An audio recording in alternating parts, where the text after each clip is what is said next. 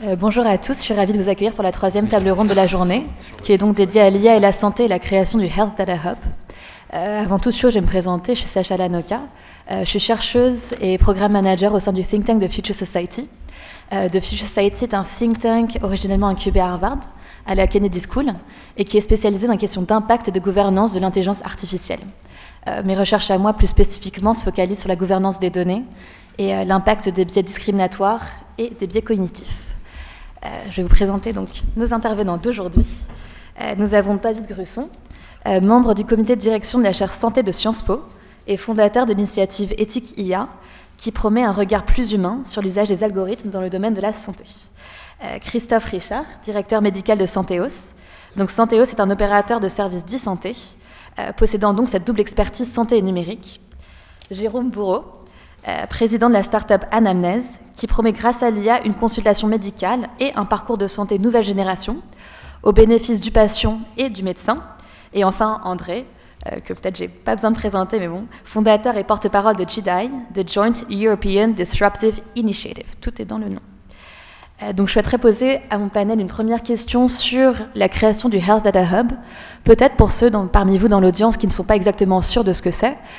C'est une initiative qui est née suite au rapport Villani, qui conseille de faire de la santé l'un des 4 piliers forts de la stratégie de la France en matière d'intelligence artificielle. Aujourd'hui, le Health Data Hub se décline sous une plateforme qui doit être gérée par l'État français et qui permet en fait d'héberger, d'accueillir et de partager des données de santé, donc les données des citoyens français, avec des acteurs tiers, publics ou privés. Donc en fait, ça doit vraiment permettre une exploitation massive et éthique de ces données pour des chercheurs, pour des startups et des grands groupes. Donc j'ai la chance aujourd'hui d'avoir un panel avec justement ces différents acteurs. Donc la première question que je souhaiterais vous adresser, c'est vraiment d'après vous, quels sont vos espoirs, craintes et risques par rapport au Health Data Hub, notamment par rapport à son modèle de gouvernance étatique et ses protocoles d'accompagnement. Donc, est-ce que quelqu'un souhaite... Ouais, allez-y. Hop là. Donc du coup, je vais vous présenter le point de vue plutôt d'une start-up. Donc pour nous, Anamnèse, en fait, ce que ça fait, c'est que ça va questionner le patient pour essayer d'arriver à des pistes de diagnostic. Et pour pouvoir faire ça, on a besoin de connaître les différents symptômes, les différentes maladies qui sont induites par un symptôme. Et donc la meilleure manière de faire ce sujet-là, si ça avait existé, ça aurait été de trouver justement un ensemble de jeux de données qui expliquent les différents cas patients avec quels sont les symptômes, les facteurs de risque, les traitements pris et autres du patient et ce que ça a donné comme conséquence. Or ça, ce jeu de données-là n'existe pas. Donc typiquement, c'est là en fait pour moi l'introduction du Health Data Hub, c'est comment est-ce qu'on fait lorsqu'on a une startup, qu'on a besoin d'un certain type de jeu de données pour essayer de trouver le bon endroit. Autrement, qu'on en a frappé à la porte de chaque hôpital, qui effectivement considèrent qu'ils sont assis sur un tas d'or, sans savoir vraiment comment le valoriser non plus. Et donc du coup, on se retrouve avec des médecins d'un côté qui pensent avoir une donnée qui leur appartient, alors qu'en fait elle appartient aux patients, et d'autre part des startups qui essayent de le valoriser et qui sont mal vues parce que du coup c'est mal vu de faire de l'argent sur de la santé. Déjà, il faut savoir qu'on n'en fait pas beaucoup d'argent en général, on ne se paye pas. Et si effectivement on réussit à survivre, c'est quand même la chance. Donc on est là en fait pour essayer de contribuer à ce secteur de la santé. Et je pense que nous, un des gros enjeux qu'on voit derrière le Health Data Hub, c'est d'abord trouver un guichet unique vers qui se retourner lorsqu'on a besoin de jeux de données. Ce guichet unique pouvant être quelqu'un qui va nous rediriger vers le bon jeu de données avec le bon modèle économique s'il existe. S'il n'existe pas, peut-être essayer de le construire en allant faire la tournée des popotes auprès des différents hôpitaux, leur disant oui, tu as une banque d'images de 100 000 images qui sont caractérisées, c'est super bien, mais en fait tu ne sais pas le monétiser, je vais t'aider à le faire. Et du coup on va l'apporter dans le Health Data Hub pour que ça appartienne au bien commun. Et après, ça peut aussi être un système, donc le Health Data Hub, qui va faire des appels à projets en disant, voilà, en fait, on a réussi à structurer ce jeu de données pour un besoin particulier. Maintenant, est-ce qu'il y a quelqu'un d'autre qui veut pouvoir le mettre à contribution pour en faire quelque chose de mieux ? Et donc ça, c'est des appels à projets sur lesquels, nous, ça peut susciter des idées et on peut intervenir. Merci. Pour les craintes, on verra après. On verra après. Prochaine partie. David ? Oui, merci Sacha, merci de l'invitation. Heureux de retrouver ces lieux 16 ans après. Effectivement, le Health Data Hub, c'est une bonne initiative. J'ai eu l'honneur avec Claude Kirchner, le président du conseil d'éthique d'INRIAD, de co-diriger le groupe de travail du comité consultatif national d'éthique qui a rendu ses conclusions il y a quelques semaines dans le cadre de la préparation de la révision de la loi de bioéthique et qui portait la notion comme principe premier, en fait, en termes de régulation éthique de l'IA en santé, que le risque éthique principal, ce serait d'abord de ne pas s'ouvrir au pilotage par les données, de ne pas s'ouvrir au numérique, dans un contexte où notre système continue à porter trop de zones de non-qualité, de sous-efficience liées à l'insuffisance du partage par les données. Donc ça, c'était le premier principe porté par le comité d'éthique, qui a mis en exergue, après, on pourra y revenir après si vous voulez, des risques éthiques intrinsèques au déploiement de la médecine algorithmique, mais à partir du moment où on pose cette notion d'abord, le comité d'éthique, et cette position a été reprise dans le rapport d'information de l'Assemblée nationale sur la loi bioéthique, a posé le principe que l'idée d'avoir une plateforme nationale sécurisée de partage de ces données était un élément de garantie éthique pour permettre un déploiement rapide de l'innovation en santé. Donc c'est ça la vocation du Health Data Hub, avec des pouvoirs publics qui font leur maximum pour essayer de le rendre opérationnel rapidement. Et c'est bien là où il y a un enjeu de timing, parce que si on ne déploie pas dans un contexte français, européen, ces solutions de médecine algorithmique, il faut être collectivement lucide sur le fait qu'elles nous seront très rapidement imposées par la fenêtre, par les usages et par les demandes des professionnels et des patients. Le cas n'est pas du tout théorique, j'en prends un seul. Il y a un an, en avril 2018, l'Agence de sécurité sanitaire américaine a labellisé un algorithme de reconnaissance d'image sur les rétinopathies diabétiques. IDXDR, et on est dans une pathologie à spectre large qui concerne 50% des patients atteints de diabète de type 2. Vous voyez, la situation se pose dès à présent d'un patient français qui pourrait demander à son médecin traitant non pas un rendez-vous avec un ophtalmo dans 4 mois, mais d'avoir accès à cet algorithme tout de suite, en lui demandant de lui transmettre son cliché de fond d'œil pour pouvoir envoyer les images outre-Atlantique moyennant paiement. Et vous voyez bien le risque, il est celui si on se ferme trop ici, d'ouvrir la voie à des usages de ce type ou des pratiques de ce type dans un contexte où le numérique rend les systèmes de santé de plus en plus poreux entre eux, d'une part, et puis le risque, il est aussi un risque de délitement du principe de solidarité qui fonde notre sécurité sociale, parce que ceux de nos concitoyens qui pourront s'offrir l'innovation en médecine algorithmique, qu'elle soit américaine ou chinoise, c'est ceux qui auront la capacité de le faire. Donc avec un risque d'effet retour sur les régimes de solidarité. Donc le Health Data Hub est non seulement utile, mais il est urgent dans un déploiement bien identifié sur ce que sont nos champs de compétitivité. Effectivement, vous parliez de timing, c'est vrai qu'on a parlé aussi du contexte de la RGPD, qui a facilité justement en fait toutes ces restrictions légales en fait, et de traçabilité de la donnée par rapport justement au Health Data Hub. Et que peut-être s'il n'y avait pas eu le contexte de la RGPD, on n'aurait peut-être pas eu ce même alignement des étoiles, on va dire, pour le lancement du Hub. Oui, vous avez raison. Alors après, il faut rappeler ce contexte de la transposition du règlement général sur la protection des données, pour bien marquer qu'on est déjà dans l'environnement qui est juridiquement le plus normé sur la protection des données. Donc l'enjeu est moins d'ajouter des couches de réglementation que d'ouvrir des mécanismes de partage. Le comité d'éthique ayant proposé, et l'Assemblée nationale nous a suivis, d'insérer simplement dans la loi de bioéthique l'idée d'une garantie humaine de l'IA en santé, des mécanismes de supervision sous forme de référentiel de soft law permettant d'accompagner au fil de leur déploiement les algorithmes d'intelligence artificielle en santé. Mais c'est bien ça l'idée de régulation positive, s'ouvrir en essayant de réguler les risques, mais d'abord s'ouvrir. Ça doit aller dans votre sens, Christophe, je pense, par rapport à votre groupe. Oui, bonjour à tous. Donc, en tant que médecin, je peux que être extrêmement favorable à toute approche qui intégrerait l'éthique et la sécurité au traitement des données. Alors évidemment, avec ma casquette Santéo, ça appartient au groupe Atos Worldline, donc je vais vous apporter la vision d'un grand groupe.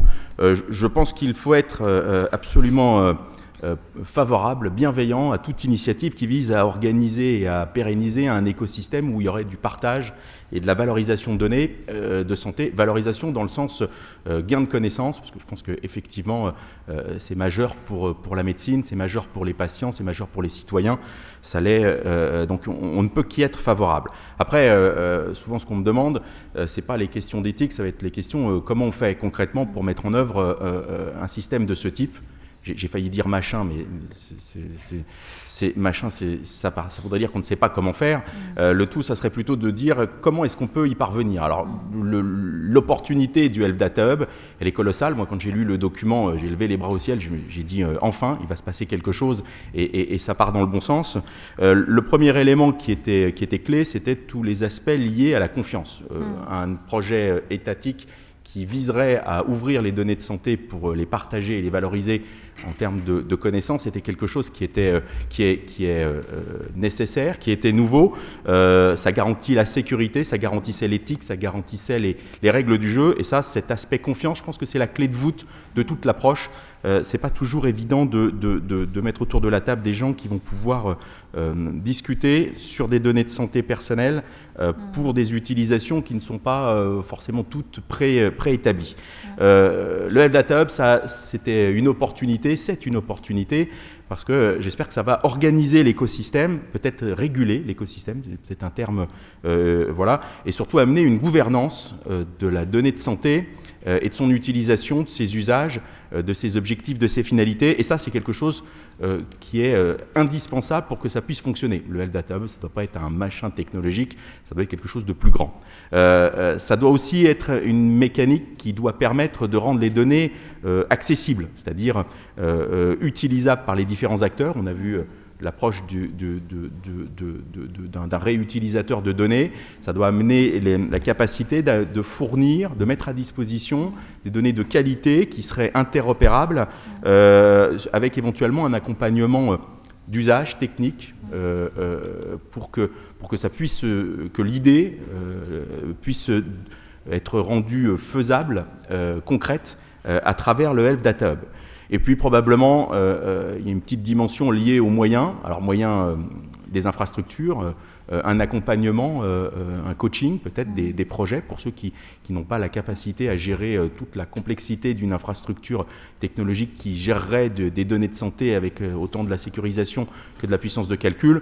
Et probablement, il y a toujours une question qui sous-tend. Alors, je vais essayer de celui qui va en parler en tant que grand groupe, mais il y a un côté économique. Je pense que la notion de modèle économique doit être également abordée, puisque vous avez entendu tout à l'heure, j'ai dit organiser et pérenniser. Il n'y a pas de pérennité sans viabilité économique. Et je pense que le Health Data Hub doit permettre de faire émerger des modèles qui ne soient pas forcément basés sur la vente des données de santé, peut-être sur leur sécurisation et leur mise à disposition, de façon à ce que la valeur soit créée ultérieurement. Et pas forcément une valeur, mais des valeurs, c'est-à-dire que ça peut être une valeur économique, c'est surtout une valeur en termes de connaissances, d'avancée de santé pour la population, de santé publique. Et on reviendra peut-être sur la notion d'intérêt public qui doit sous-tendre l'approche du Health Data Hub.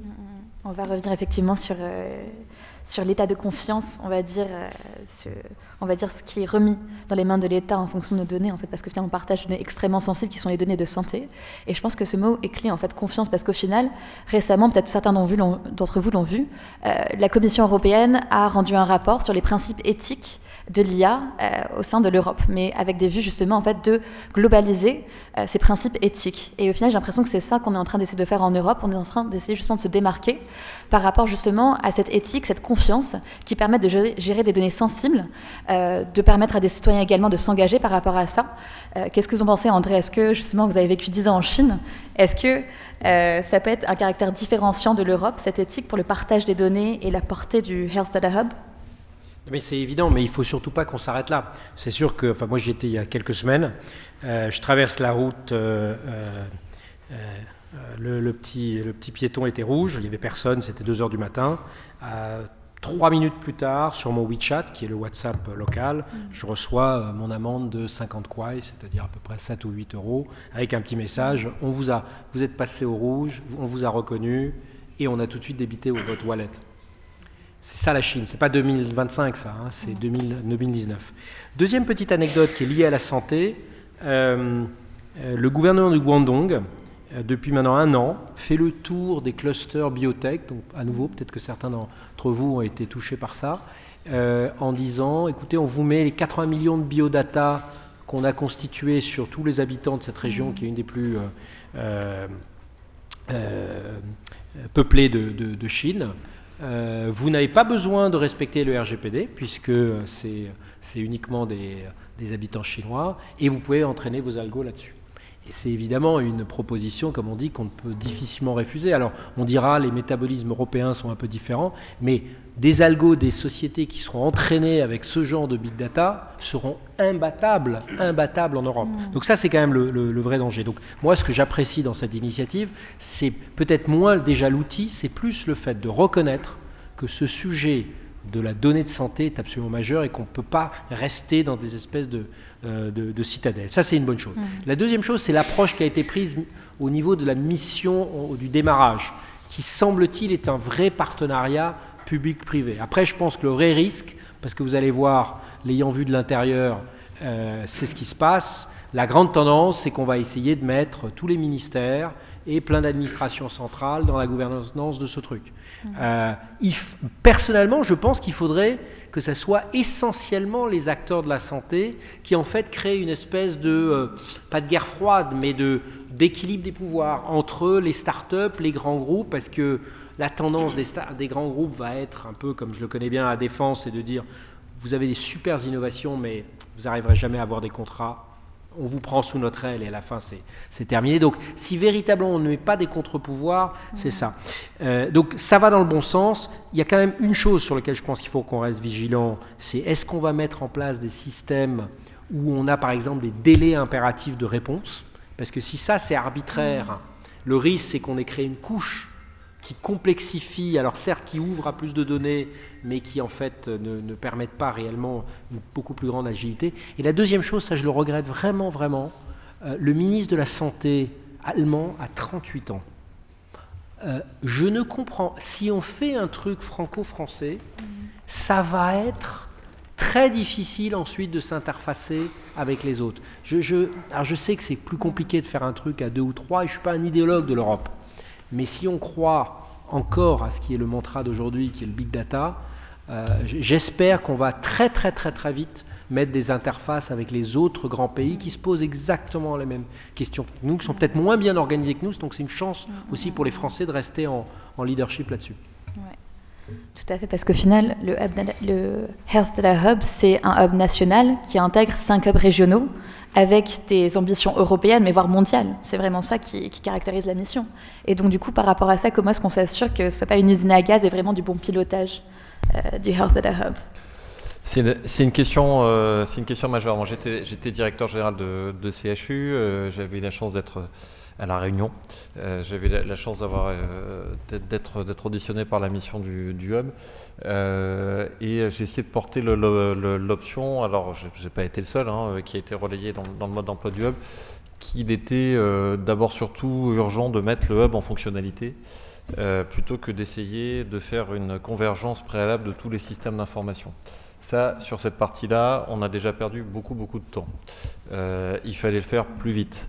Il y a une relance, comme vous savez, du dossier médical partagé sous l'égide de la CNAM avec Nicolas Revel qui le fait avec beaucoup d'efficacité, mais donc le DMP se relance, se diffuse, mais il ne sera pas opérationnel à 100%.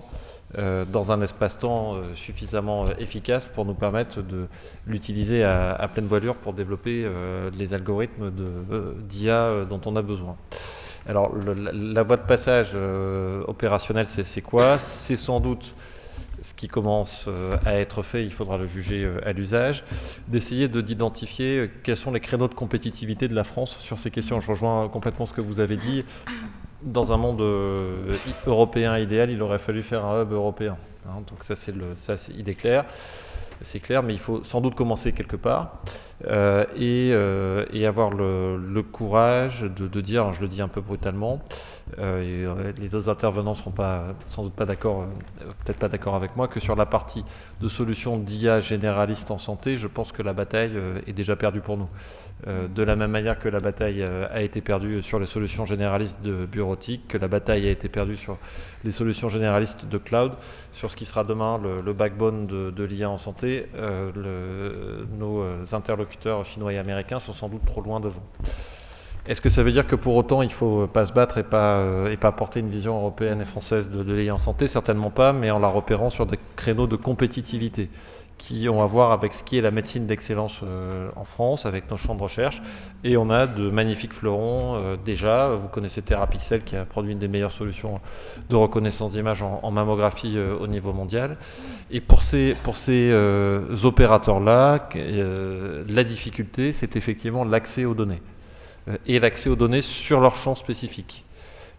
Et vous voyez, pour fiabiliser une solution aujourd'hui efficace de mammographie, il n'y a pas besoin d'avoir des systèmes d'information absolument fusionnés partout. Il faut être capable de faire remonter suffisamment de données de mammographie dans un temps court auprès des acteurs du système de santé. Et c'est donc là où on peut trouver la clé d'articulation entre hub national, hub régionaux, hub sectoriels. Vous avez déjà des data centers qui se sont constitués à une échelle locale.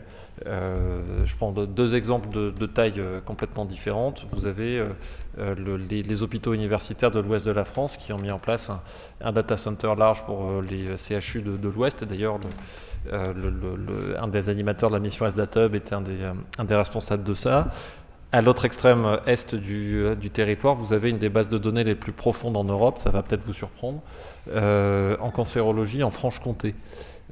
Parce que dans le modèle franc-comtois, c'est un modèle qui depuis 25 ans agrège la donnée hospitalière et la donnée libérale. Et donc on peut avoir là comme ça sur toute la population de l'ex-région Franche-Comté des séries de données sur 25 ans qui permettent déjà d'accéder à des choses fortes au niveau international. Et puis toujours pour rester sur le champ du cancer, vous avez le réseau des centres de lutte contre le cancer, vous savez ces structures de cancéro à but non lucratif comme Gustave Roussy ou Curie, qui ont déjà des bases de données intégrées. Donc il y a un intérêt commun à mutualiser ces bases de données, mais il y a aussi un intérêt pratique à ne pas attendre que tous les acteurs se réunissent main dans la main sur le cœur, en abandonnant tous leurs intérêts particuliers pour fusionner toutes leurs bases de données pour que le hub soit opérationnel. Si on attend ça, si on ne trouve pas des voies pragmatiques permettant d'accéder à la donnée tout de suite sur des champs de compétitivité majeurs, sur ce que sont nos points forts en médecine d'excellence, eh ben, les algorithmes vont nous revenir par la fenêtre, développés ailleurs, et ça coupera des schémas de développement d'acteurs économiques nationaux. Donc il faut trouver des voies de passage, des voies d'articulation sans doute pragmatiques. Justement, je voulais rajouter quelque chose sur la notion des points, enfin des forces régionaux, des forces régionales, pardon. C'est que nous, en fait, on est une start-up qui est créée à Paris. Pour autant, on n'a pas réussi à se développer dans un seul hôpital à Paris. On n'a pas réussi à nouer une seule interaction avec un établissement de santé ou une université à Paris. Par contre, effectivement, Bourgogne-Franche-Comté, on a trouvé. Donc, on travaille avec le groupe SOS, avec un EHPAD, sur la gériatrie en Bourgogne-Franche-Comté. Deuxième projet, il est à Lyon. Le troisième projet, il est à Lyon. Le quatrième projet, il est à Genève. Aucun à Paris. Pourtant, c'est pas faute d'avoir été frappé à la porte de la PHP à plusieurs reprises. C'est pas faute d'avoir été frappé à la porte de l'Université Paris-Descartes à plusieurs reprises. Il s'est pas passé grand-chose. En province, ça marche super bien. Après, je pense, si vous permettez, je pense que c'est pas faute de bonne volonté. Mais il manque un truc. Il manque une clé de contact dans le système pour faire en sorte que vous ne soyez pas obligé de faire la tournée des popotes avec votre attaché caisse et que vous vous confrontiez à une certaine lourdeur hospitalo-universitaire dont j'ai été un des dépositaires. Mais donc il faut le hub doit amener ça, de l'accélération, il doit être plus user-friendly vis-à-vis des créateurs de solutions d'innovation, dans le respect aussi des intérêts des établissements hospitaliers. Mais en tout cas, il faut que ce matching se fasse beaucoup plus fluidement. Juste se régionaliser, effectivement, oui, c'est une très très bonne idée. Après, j'ai aussi vu les mauvais côtés de la régionalisation. Donc, il y a le côté darwinien qui fait qu'à un moment donné, effectivement, on trouve une porte qui s'ouvre. Ça, c'est le bon côté des choses. Mauvais côté des choses, c'est que quand on s'est déployé en Bourgogne-Franche-Comté, on nous a dit « Ah maintenant, ce serait bien de vous connecter au DMP. » Ah ouais, très bien, c'est bon, on va être connecté au DMP. Ah non, le DMP régional, ça s'appelle ETICS. Ah ouais? Alors, en fait, quand on n'a pas de superstructure qui va réguler, qui va vérifier qu'on ne s'amuse pas à dépenser 2 fois le même argent pour faire 2 fois la même chose, en fait, on se retrouve avec 2 fois la même chose en ayant dépensé 2 fois le même argent. Ça existe en France. On a... Oh.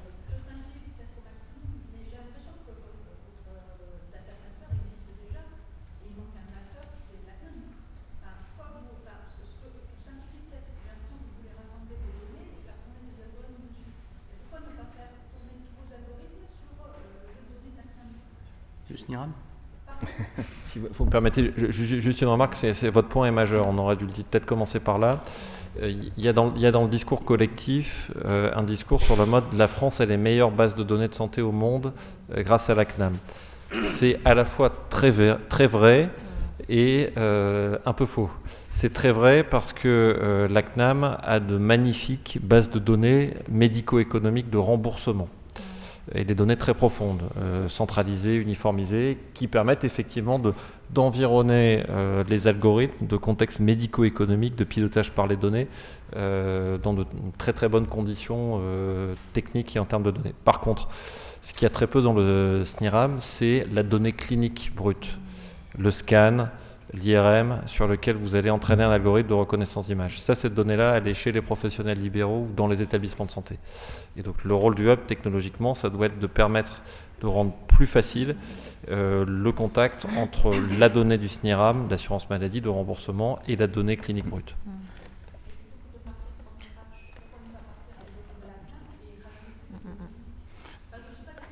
Oui. Enfin, là, pour le coup, ça dépend pour quel objectif. Parce que je partage tout à fait, c'est que si vous voulez faire du médico-économique, vous pouvez évidemment solliciter les données de la CNAM. Vous allez avoir un certain temps. Voilà. La question est effectivement, je crois que le point clé, c'est qu'il existe des données, vous l'avez cité. Il faut surtout, je pense, ne pas polariser le débat entre ceux qui veulent accéder au SNIRAM et ceux qui l'ont. Parce que finalement, ça éluderait toutes les autres données qui pourraient être utilisées pour des finalités de santé publique. On a évoqué le DMP, donc vous l'avez compris, la structure qui m'emploie, on l'opère depuis maintenant plus d'une dizaine d'années. On aurait bien aimé que ça se développe un peu plus que ça pour avoir des données médicales. Et c'est pas parce que ça marche pas techniquement, c'est parce que derrière, je reprends le terme que j'ai utilisé tout à l'heure de machin, on a fait quelque chose, mais on savait pas pourquoi. Mais on l'a fait. Et donc c'est peut-être l'erreur qu'il ne faut pas commettre, c'est-à-dire il ne faut pas créer des bases de données, le Health Data Hub ne doit pas, et ça fait partie de la réponse à la question sur quel risque, le Health Data Hub, ça ne doit pas être un machin qui va agréger des données dont on ne va pas savoir quoi faire. Ça doit plutôt être un écosystème dans lequel on va faciliter, fluidifier les échanges entre les différents acteurs qui ont des projets avec ceux qui ont les données, et on va essayer de les mettre en relation de façon à ce qu'ils se trouvent facilement et qu'ils aient la capacité à mettre en œuvre leur projet dans une finalité qui soit respectueuse autant de l'éthique, comme ça a été cité tout à l'heure, des règles technologiques avec des moyens, de la réglementation en vigueur, et puis dont on puisse s'assurer de la finalité du traitement. Et je pense que c'est là où ça doit être, c'est-à-dire que si le Health Data Hub, j'ai du mal à le dire, si le hub santé qui va se mettre en place doit faciliter les choses, ça doit être effectivement une régulation, j'ai utilisé le mot tout à l'heure, ça doit être une gouvernance, mais par contre les projets, il ne faut pas les verrouiller, il ne faut pas les scléroser, et il faut que cette émulation puisse se faire à un échelon qui soit différent, effectivement local, ça peut être géographique ou thématique, on a cité les problématiques cancer. S'il y a une convergence d'intérêts, je reviens sur mon intérêt public de tout à l'heure, s'il y a une convergence d'intérêts pour que les professionnels de santé, les industriels, les pouvoirs publics, les médecins, les hôpitaux répondre à des problématiques de santé autour du cancer, ils vont tous trouver des moyens, et il faut leur faciliter la tâche. Il ne faut pas imposer et dire, bah voilà, c'est ça comme sujet qu'il faut prendre en considération, et on va essayer de rabioter quelque chose et puis ça ne fonctionnera pas. Donc en fait, c'est là où le Health Data Hub doit permettre, faciliter, fluidifier cet écosystème, pas être un data lake dans lequel on va mettre des données dont on ne va pas savoir quoi faire parce que ça ne marchera pas.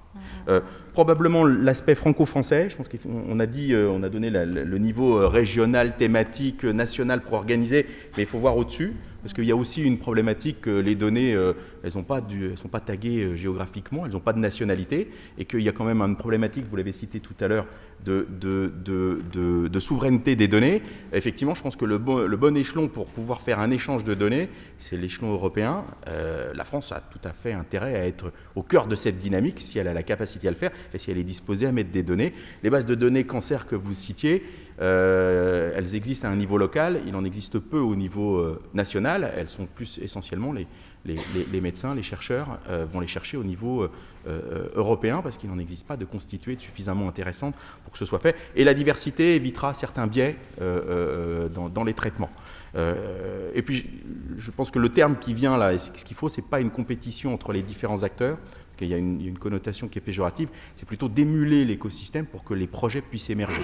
Et un des aspects, c'est que ça ne doit pas être purement public. les projets que vous avez cités étaient essentiellement avec des acteurs publics, mais il faut trouver une coopération, une émulation entre les acteurs privés et publics. Et ça, je pense que c'est une des clés. Si vous avez dû suivre pour certains d'entre vous le débat qu'il y a eu, est-ce que le Health Data Hub doit être un groupement d'intérêt public ou une société anonyme? Bon, ça va être un GIP. Est-ce que le GIP va être la bonne structure porteuse pour pouvoir faciliter cette émulation pour porter un projet qui doit être agile, flexible? On verra si les utilisateurs sont créatifs.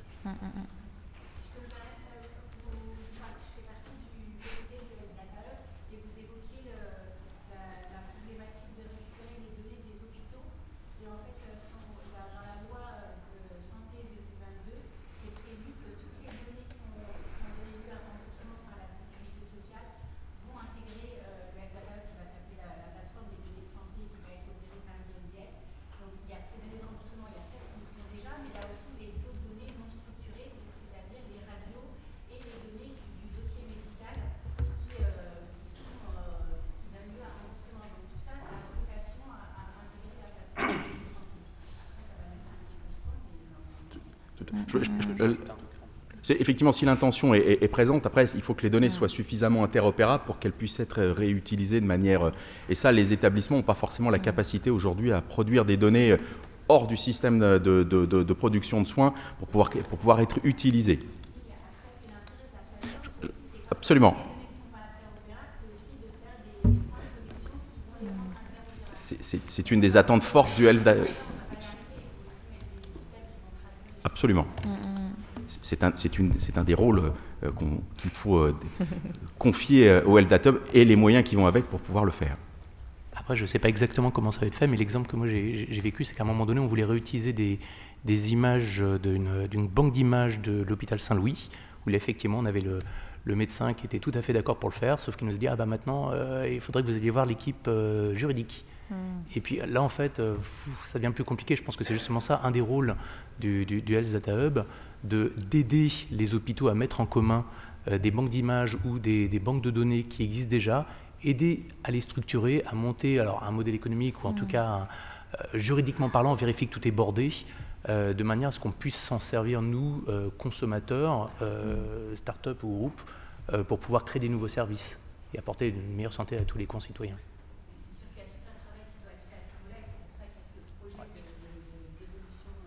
Mm. De la loi, parce que pour l'instant, comme il n'y a pas de texte, au niveau local, il y a des interprétations différentes. Il y a des startups qui arrivent très bien à travailler au niveau local avec certains services de radiologie parce qu'ils se mettent en cheville avec le service de radiologie et qu'ils ne se posent pas forcément des questions. Puis il y a d'autres encore où ils se posent des questions et du coup ils disent stop et voilà, c'est fait. Il faut aider un petit peu à... On va garder 10 minutes de temps pour les questions-réponses juste à la fin de la session. Mais une dernière petite question avant de passer justement à ce temps de questions de l'audience. Au final, le fonctionnement du Health Data Hub repose sur vraiment l'état de confiance, enfin un tiers de confiance qui est l'État, où on présuppose que les citoyens ont assez confiance en l'État pour leur partager des données aussi sensibles que celles de la santé. Or, aujourd'hui, on est vraiment dans un contexte global assez tendu, et surtout en France avec la crise des Gilets jaunes. Et est-ce que dans un tel contexte, on ne surestime pas justement le degré de confiance des citoyens envers l'État ? Il existe des autres modèles de gouvernance des données alternatifs, notamment les data trusts, où on place justement ces données dans un tiers de confiance non étatique. Donc cela existe notamment déjà par rapport justement à la recherche sur le cancer. Et est-ce que de tels types justement de modèles de gouvernance de données non étatiques peuvent cohabiter avec le Health Data Hub ? Est-ce que c'est des alternatives ? Comment est-ce que vous envisagez les choses ?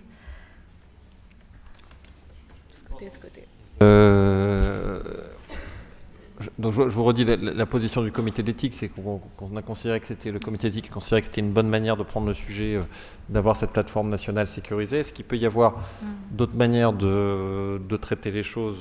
Je pense qu'on est plutôt dans un moment où il faut essayer de regrouper nos forces plutôt que les disperser, ce qui n'empêche pas derrière des solutions d'interfaçage avec le hub national. Ce qui me semble être le principal risque aujourd'hui, c'est plutôt nous-mêmes. Je prends un exemple très très concret. Se développent des solutions de diagnostic par IA du cancer du pancréas. Vous allez voir votre médecin traitant et il vous dit écoutez, il y a cette solution-là en Chine qui est super efficace, de ce que je comprends, et elle n'est pas accessible là dans l'Union européenne. Allez voir ce site internet, je ne peux pas vous le conseiller officiellement, mais sinon je vous envoie dans un process de consultation en oncologie qui vous amènera sur la bonne piste du traitement peut-être dans 6 mois. Qu'est-ce que vous faites ? Qu'est-ce que je ferai ? Est-ce que vous envoyez les données ou est-ce que vous ne les envoyez pas ? Moi, je pense que là, il faut reconnaître que collectivement, on va avoir ce genre de sujet très concret à traiter. Avec la chaire santé de Sciences Po, on a un baromètre de santé qu'on fait avec Odoxa et qui en fait pose des questions récurrentes. Il y a 3 ans, dans les questions récurrentes, il y a entre la protection de votre vie privée et l'efficacité du service médical rendu, qu'est-ce que vous préféreriez ? Quand on posait la question au panel de Français il y a 3 ans, aux 2/3, ils préféraient la protection de la vie privée. Et aujourd'hui, aux 2/3, ils préfèrent l'efficacité du service médical rendu. Pourquoi ? Parce qu'ils se sont habitués dans leur vie de tous les jours à utiliser des services numériques et à en mesurer l'efficacité au prix de certaines concessions avec des valeurs auxquelles ils croyaient croire. Et moi le premier d'ailleurs, hein, je suis très très heureux avec Netflix, j'ai pas d'action chez eux, et pourtant je me pensais un vif défenseur de l'exception culturelle française, quoi. Et donc vous voyez, c'est bien ça le truc. Donc il y a la nécessité de plateformes technologiques sécurisées, le hub y concourt, et puis il faut créer un écosystème de guidelines éthiques permettant aussi de former, d'accompagner. Mais juste une chose en fait sur le côté en fait je pense qu'il faut faire attention à ne pas polariser le débat entre éthique, protection des données d'un côté et efficacité, parce qu'au final souvent on veut les deux, et je pense que justement le risque c'est de penser que c'est soit l'un soit l'autre. C'est ça. Parce que moi en tant que citoyenne je veux les deux. Après ça dépend en fait, il faut vraiment me donner la granularité de décision par rapport en fait à chaque cas de figure, qu'est-ce que je préfère. Mais pour pouvoir avoir ou vouloir les deux, il faut qu'il y ait aussi la proposition technologique qui existe dans un cadre éthique. Sinon, il est probable de penser que nos concitoyens préféreront se tourner vers des solutions technologiquement efficaces, mais sans garantie éthique. Oui. Vous avez vu qu'il n'y a pas que dans les films où il y a du placement de produits. Netflix vient de nous faire une belle pub.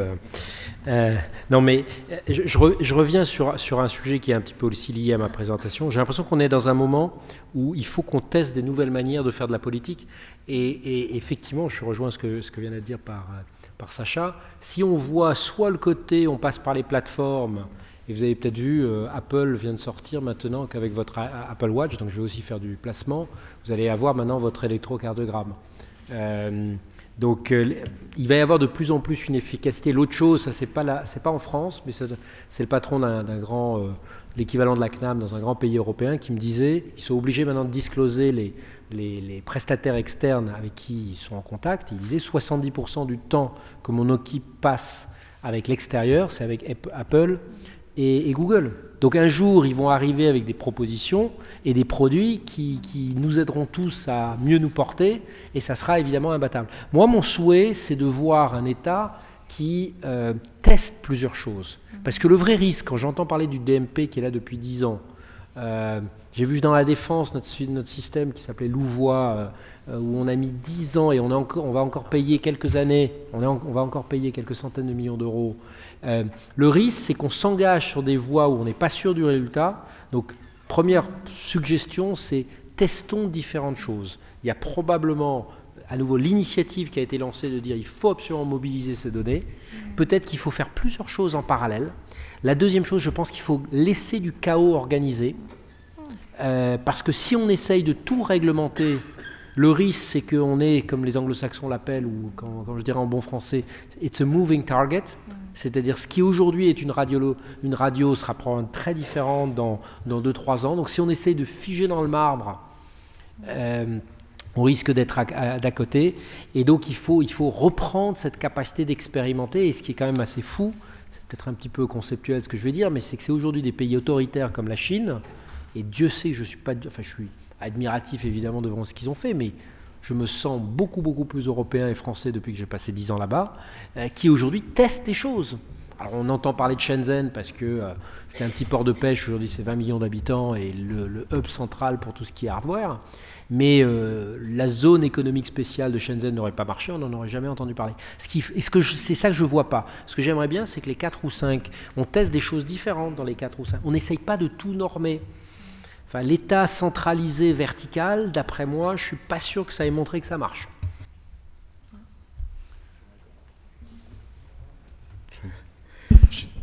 Non, effectivement. Donc, la partie centralisatrice et verticale est probablement pas la plus agile pour pouvoir avancer sur le sujet. Il y a quand même 2 acteurs qu'on n'a pas cités là, dans le cadre des débats, c'est le professionnel de santé et le patient, l'individu, le citoyen, chacun d'entre nous. Je pense que là aussi, c'est peut-être aussi une vision, je ne vais pas oser dire philosophique, mais qu'il faut avoir de ce qu'on veut que fasse ou réponde, à quel besoin doit répondre le Health Data Hub. Le colloque singulier, parce qu'on ne l'a pas dit mais il faut le dire aussi, je ne crois pas, à titre personnel, que l'intelligence artificielle va se substituer à un médecin. C'est plutôt un nouveau mode de coopération qui va s'instaurer, et vous aurez toujours un professionnel de santé, enfin toujours, tant qu'on sera vivant, après on verra, et un patient et qui va avoir des besoins et qui va rechercher des réponses, effectivement.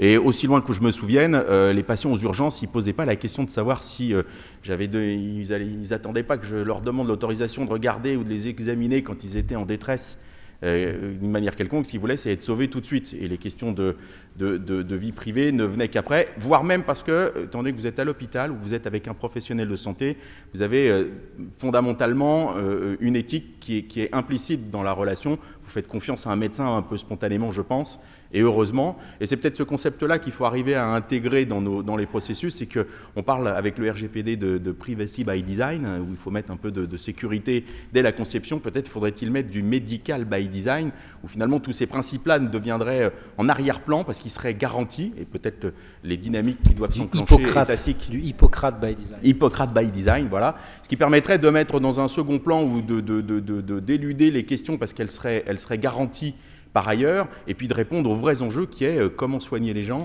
comment arriver à répondre à des enjeux de santé publique. Et c'est peut-être ce type d'approche qu'il faut aussi avoir. Il faut avoir une vision un petit peu plus prospective. L'IA va révolutionner la santé, ça j'en suis convaincu. La question c'est pour qui? Est-ce que c'est le patient qui va en bénéficier ou est-ce que c'est quelqu'un d'autre? Tant qu'à faire, il faudrait que le patient puisse en bénéficier. Et pour ce faire, donc une des questions qu'il faudrait peut-être se poser, c'est est-ce que comment s'assurer que le Health Data Hub soit un véritable accélérateur dans ces dynamiques et que la valeur qu'on attend ou qu'on espère puisse réellement arriver. Et quand je dis valeur, c'est en termes d'intérêt public, c'est pas en termes économiques, c'est qu'un des volets. Est-ce que ce Health Data Hub sera l'accélérateur qu'on attend tous, qui va être capable d'avoir cet effet levier à partir de la donnée pour arriver à quelque chose qui soit utile à chacun. Ça, On l'espère. Donc je vois qu'il nous reste 5 minutes, donc peut-être qu'on va ouvrir les questions à l'audience si vous en avez. Oui. 1, 2.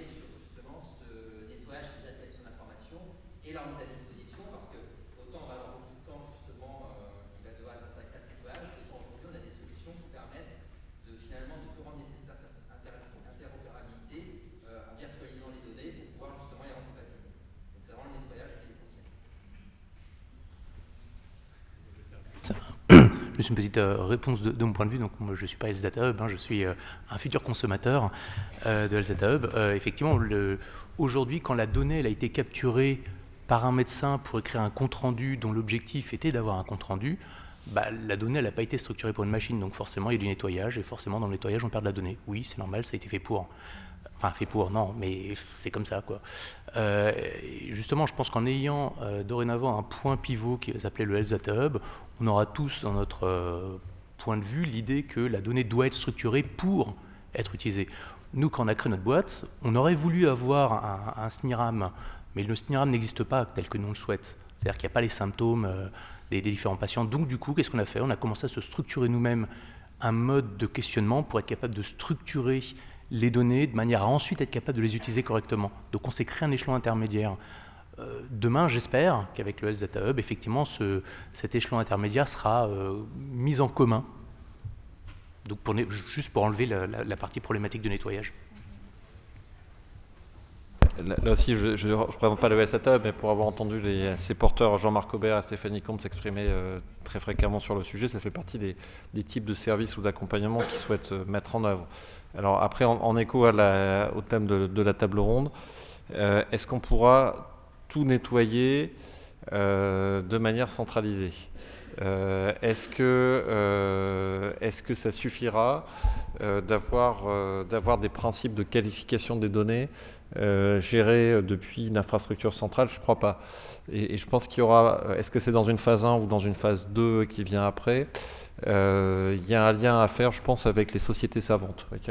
Hippocrate par design, ce que vous disiez tout à l'heure. Sur la donnée de radiologie, vous savez qu'il y a un écosystème qui s'est déjà mis en place qui s'appelle Dream Francia avec les acteurs de l'imagerie. Et puis deuxième exemple, j'ai échangé il n'y a pas longtemps avec la Société française de médecine d'urgence qui envisage de développer des solutions d'aide à l'assistance et à la régulation médicale. Et là, vous voyez, vous avez des bases de données très importantes qui sont opérées par les SAMU avec ces bandes numériques sur les appels au SAMU. Et donc là, vous voyez bien que pour qualifier cette donnée-là, qu'est-ce qu'il faut prendre, qu'est-ce qu'il ne faut pas prendre? Il faut des principes généraux de qualification de données. Et puis aussi, il faut un regard un peu acéré sur le fond de la discipline elle-même. Et là, il y a besoin d'acteurs de la discipline. Et je crois assez bien à une revivification du rôle des sociétés savantes en mode pilotage par les données. Alors, je vois qu'il reste 1 minute, peut-être le temps pour une toute dernière question. Alors, moi j'interviens sur la transparence au service de l'IA. Quand on connaît aujourd'hui les différents scandales sanitaires qui ont eu lieu sur ces dernières années, que ce soit le tabac, que ce soit le Mediator, la difficulté intrinsèque, c'est que l'information et les données sont au service, dans l'opacité, donc de lobby, on pourrait dire, d'un conflit d'intérêts. Demain, les citoyens seront prêts, comme vous l'avez dit, à 2 tiers favorables sur des cibles bien définies. C'est-à-dire qu'on veut la transparence, on veut savoir qu'est-ce qui s'est passé par des études épidémiologiques. Ça a été le cas au Mediator, les Votirox aujourd'hui, l'un des packings d'actualité. Le citoyen est prêt à soutenir la démarche IA si c'est sur un programme bien déterminé pour la transparence, pour éviter les conflits d'intérêts. Et ce qui manque dans les instances actuelles, c'est le côté co-construit. C'est-à-dire que si les associations de familles, de patients puissent être représentées et avoir un œil à la NSM, à une autre instance, je pense que dans le cadre actuel que vous avez cité, Gilets jaunes, où la démocratie participative est très important pour avancer, je pense que le côté confiance dans l'IA pourra peser. Pardon de reprendre la parole, mais vous me touchez au cœur. Donc si vous tapez mon nom, David Gruson, sur Internet, vous allez arriver assez vite sur un sujet d'insuffisance rénale chronique à La Réunion.